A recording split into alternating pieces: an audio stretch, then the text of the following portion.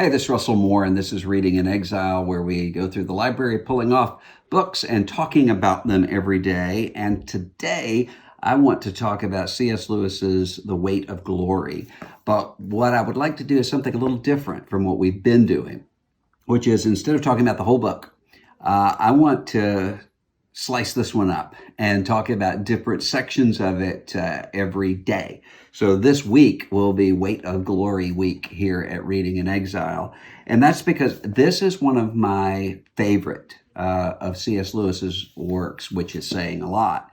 And it's not so much a book as it is a collection of essays, and a collection of essays that were done around the time of the war, of addresses that he had done and so forth. And that's why I think maybe it's especially timely for right now as we're going through this time of coronavirus. So today I want to talk about this opening essay, which is called The Weight of Glory, and tell you why I love it and why I would suggest it to you. It's not very long at all to read this, but it's an address where he takes that language of the incomparable weight of glory. These present afflictions are not worth comparing to the weight of glory from the Apostle Paul.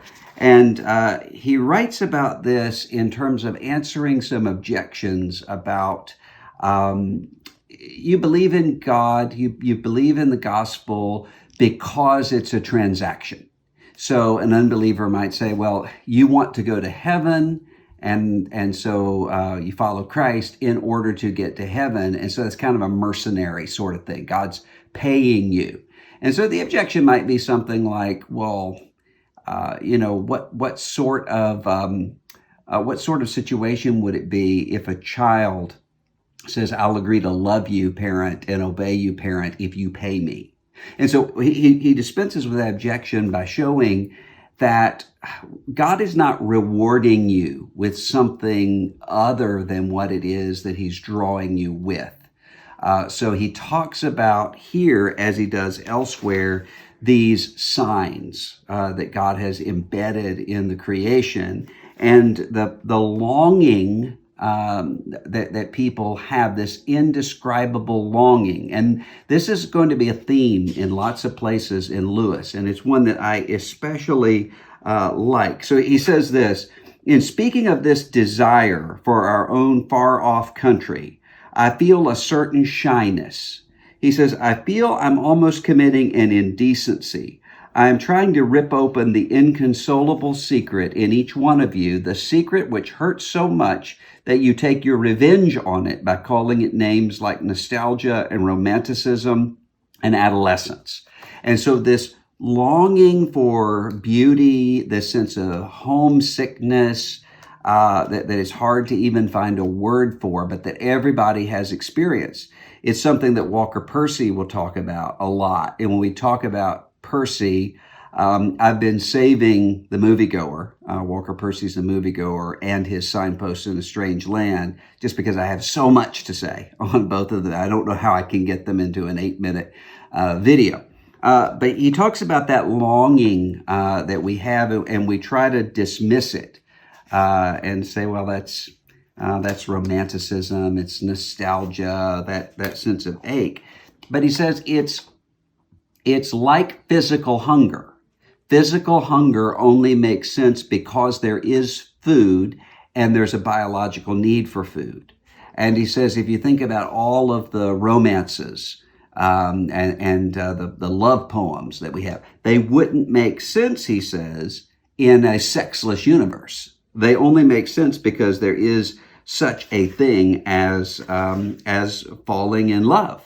And so he says what we're longing for ultimately can be described as glory. And I think I mentioned this when I talked about that larger video on Lewis, where he really helpfully describes the two senses of glory. One of them being light, luminosity, shining. So you think of Moses comes down from the mountain with the glory of God shining. Jesus is glorified or his glory is revealed in the transfiguration, and it's a piercing light. but also applause.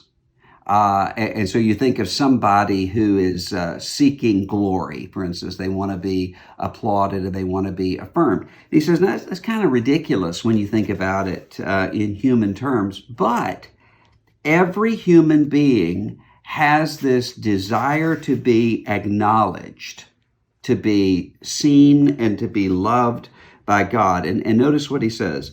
The sense that in this universe we are treated as strangers, the longing to be acknowledged, to meet with some response, to bridge some chasm that yawns between us and reality, is part of our inconsolable secret.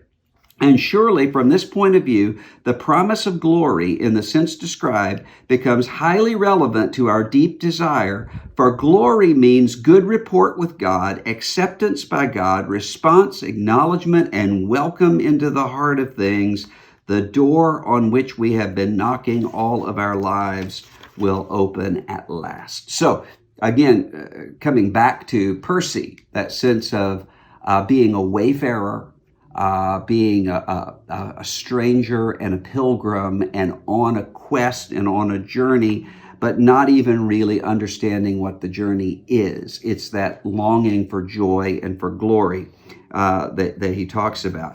And then he ends it by talking about not just glory in terms of ourselves and the way that we try to substitute it with, you think of the way that you can try to substitute it with performance in your job or with excelling at a love relationship or a family relationship, in terms of social media presence. All of those things, they all leave you disillusioned. They leave you empty because you're really looking for something much more than that, which is glory, but also the glory in other people. So this essay ends with a section that's quoted all the time, but often quoted without context. But he says this: it's a serious thing to live in a society of possible gods and goddesses.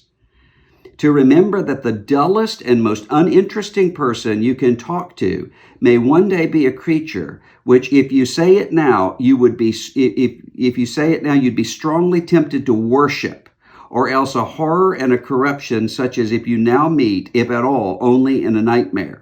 All day long, we are in some degree helping each other to one or the other of these destinations. He says there are no ordinary people you have never talked to a mere mortal. So essentially what Lewis is talking about there is what James is talking about in James 2, when he says, why are you showing partiality between the rich and the poor, or the connected and the disconnected, the favored and the disfavored? Do you not know that God has chosen the poor to be rich in faith and heirs of the kingdom, heirs of glory? Which means, as Lewis said, the person that you meet that you're kind of annoyed with, the person that you are not impressed with, every one of them is, if grafted into Christ, headed for a destiny, joint heirs with Christ, that if anyone were to see that, they would be tempted to fall down and worship, unless told not to, or else headed for a horrible, horrible catastrophe that even our worst ghost stories and monster stories would not sum up, and that all of us are helping one another toward one of those destinations or the other.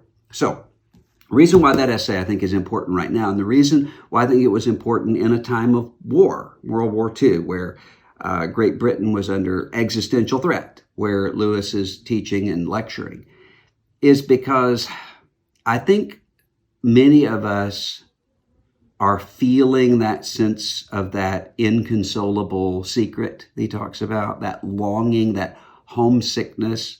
Some people are literally homesick because they're cut off from people that they love.